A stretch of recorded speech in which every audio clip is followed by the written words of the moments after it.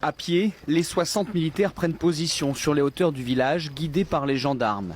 Arrivés en lisière de forêt, les dernières consignes sont délivrées. Alignement sur une colonne direction de Montbras, en lisière de forêt, espacement 5 mètres maximum, 2 mètres serrés dans les bosquets. Il est 11 h et une nouvelle battue commence. Chaque buisson, chaque bosquet est scruté attentivement. Interrompues dans la nuit, les recherches ont repris dès l'aube autour du hameau du Haut-Vernay pour retrouver Émile, 2 ans et demi, qui a disparu depuis samedi en fin d'après-midi. Salut à tous, bienvenue pour la partie 2 de la vidéo concernant l'affaire d'Émile. Donc on va rentrer dans le vif du sujet directement sans perdre de temps. Donc je vous avais vu dans l'intro, j'ai fait une sorte d'intro avec les gendarmes qui vous expliquaient, comme je vous ai dit dans la partie 1, que voilà, qu'ils ont fait des recherches vraiment efficaces. Donc ils ne pouvaient pas passer à côté du petit. Donc le petit n'était pas là au moment de sa disparition, ni chez le grand-père, ni à l'endroit où on a retrouvé son crâne.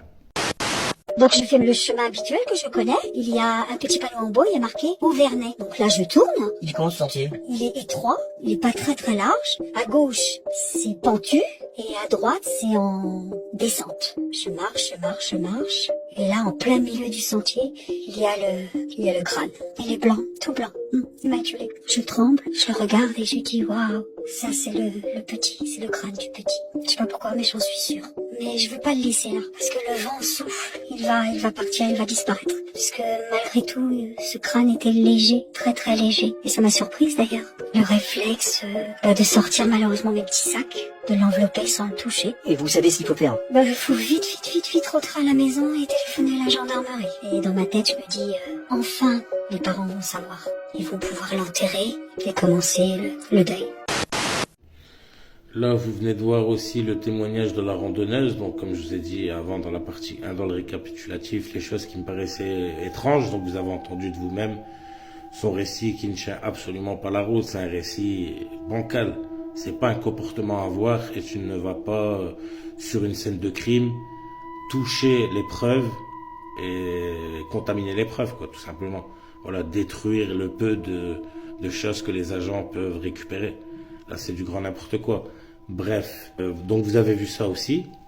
Pour toutes les personnes intéressées par le récapitulatif, qui veulent se remémorer un peu les choses bizarres, les choses étranges dans cette affaire, vous pouvez aller voir la vidéo précédente. Là, on va passer à autre chose complètement. Là, on va passer on va rentrer complètement dans le vif du sujet. Donc, pourquoi Émile? Pourquoi lui en particulier et pas un autre? Parce que Émile n'était pas un enfant comme les autres. Voilà. Donc on va essayer de décortiquer un peu tranquillement, mais je vais vous montrer que Émile n'était pas un enfant comme les autres. Émile faisait partie des enfants qui étaient recherchés par certaines personnes pour pouvoir avoir certaines faveurs. Voilà. Donc je vais vous montrer une photo déjà. Cette photo a été publiée dans les débuts de la disparition d'Émile et a été rectifiée. Prenez bien compte de ce que je vous dis. Donc cette photo a été rectifiée. Pourquoi elle a été rectifiée? Je vous laisse deviner. Il faut savoir qu'elle a été rectifiée volontairement. Déjà qu'elle a été publiée volontairement pour, on va dire, c'est comme un message pour certaines personnes qui ont l'œil, qui sont réveillées. Donc je vais vous montrer la photo, vous allez la voir. Voilà, je l'ai épinglée certainement là ou là. Donc cette photo est très rare aujourd'hui sur les réseaux. Si vous faites vos recherches vous-même, vous allez vous rendre compte qu'elle est quand même difficile à trouver, cette photo-là.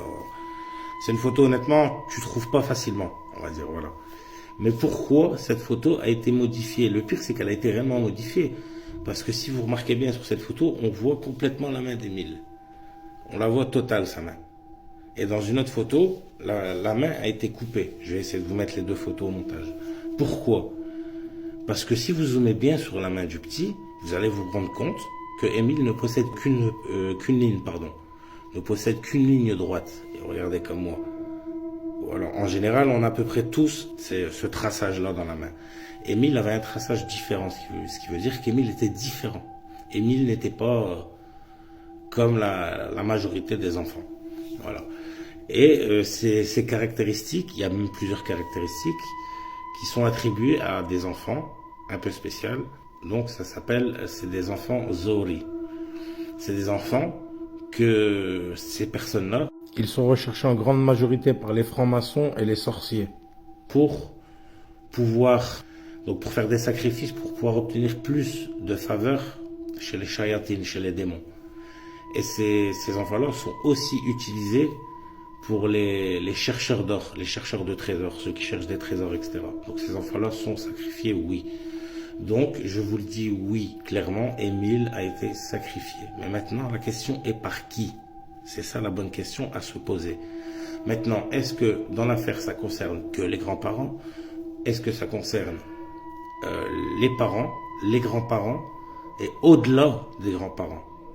Donc moi, je vous certifie que ça concerne au-delà que des grands-parents. Il n'y a pas que les grands-parents impliqués là-dedans. Donc vous pouvez voir, je vais vous montrer, je vais faire un zoom sur la main du petit et vous allez voir, on va comparer avec les mains d'un enfant Zohri et vous allez voir que Émile était bel et bien un enfant Zohri. C'est pas des blagues, c'est pas un conte de fées, c'est une réalité. Émile était réellement un enfant Zohri, voilà. Et il y a même une affaire aussi qui concernait, je sais pas si vous vous souvenez à l'époque, l'artiste. L'artiste est Marwa Loud, si je me trompe pas. Chanteuse, mais je sais plus comment elle s'appelle, je les connais pas moi ces gens-là en fait. Et alhamdoulilah. Mais bref, eux aussi ils ont une histoire comme ça, comme quoi qu'ils sont partis au Maroc et qu'il y a eu un sacrifice avec des enfants Zohri, etc. Et c'était quoi? Tu l'as expliqué l'histoire ou pas? Je peux pas expliquer l'histoire. Culturellement, ce pays n'est pas prêt à écouter cette histoire.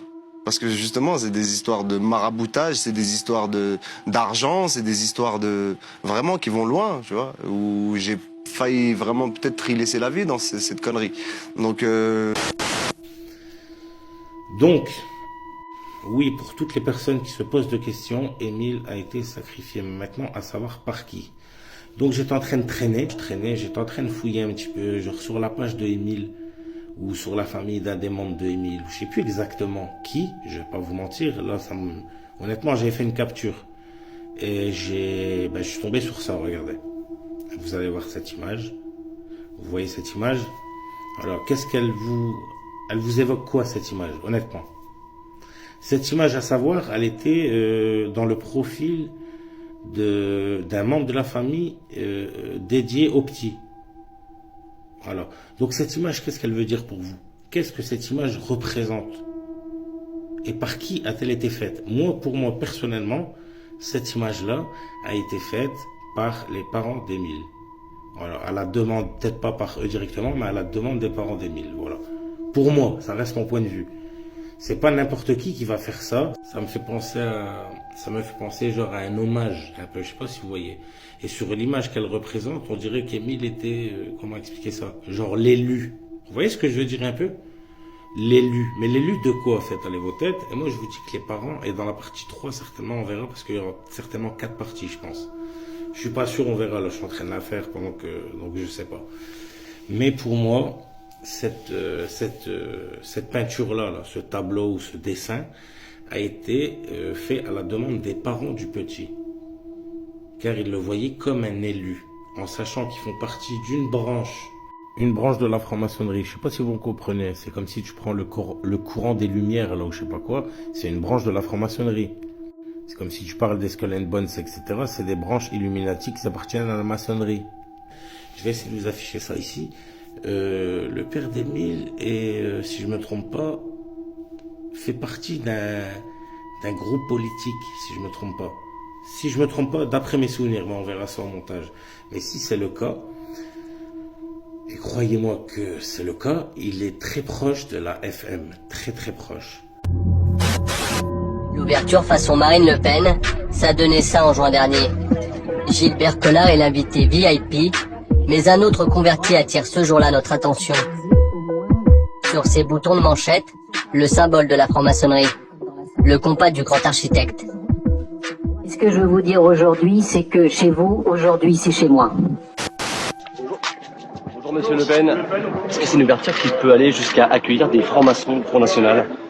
Je crois qu'il y en a déjà, je pense. Depuis longtemps? J'en sais rien, mais je crois qu'il y en a. En tous les cas, il n'y avait pas d'objection à ce qu'il y en ait. Là, attire une nouvelle fois les caméras. Le président du comité de soutien de Marine Le Pen est lui aussi franc-maçon. Et quand tu es peut-être même membre de cette confrérie, quand tu as un enfant qui a ces caractéristiques, tu n'hésites pas à faire ce que tu dois faire, croyez-moi. Et tu le vois même comme un élu. Voilà, je sais pas si vous comprenez ce que je veux dire. Et pour moi, il a été donné en offrande, tout simplement. Voilà. Pour que certaines personnes obtiennent des services, des shayatines, des démons, Mais dans tous les cas, oui, le petit n'est plus là et il a été sacré. Oui. Et je dirais même plus, parce que je sais que ça va partir dans des dimensions, là, pour certaines personnes, ils vont croire que je suis complètement starbé, mais je ne le suis pas. Et s'il faut, je ferai une vidéo sur une affaire à peu près dans le même genre, c'est Comet Pizza, je sais pas si vous connaissez, mais je peux vous faire pareil une vidéo qui prouvera ce que je vais vous dire maintenant. Vous croyez réellement que les sacrés, il est sacré et c'est tout? Hop, il sacré et après il jette. Ben non, ça se passe pas du tout comme ça. Si vous voulez, je vais essayer au montage de vous mettre une vidéo qui prouvera ce que je vous dis. Regardez. Les sacrés, après les avoir sacrés, il les consomme.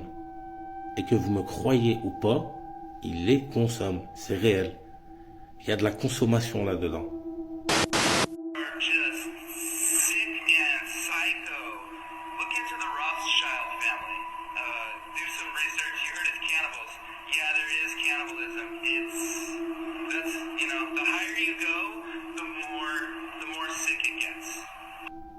Maintenant, on verra ça certainement dans d'autres vidéos parce que là, ça va aller au-delà du petit. Et là, le but de la vidéo, c'est de parler de lui exclusivement. Donc, regardez bien cette photo. On revient à ce que je disais. Donc, cette photo-là, si vous pouvez remarquer dessus, elle n'a pas été faite au hasard.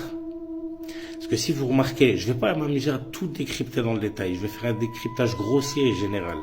Mais si vous regardez bien, ce que vous voyez en premier, ce qui vous choque le plus sur cette image, c'est que déjà tu vois le petit qui donne la main à un templier, donc qui veut dire à un FM.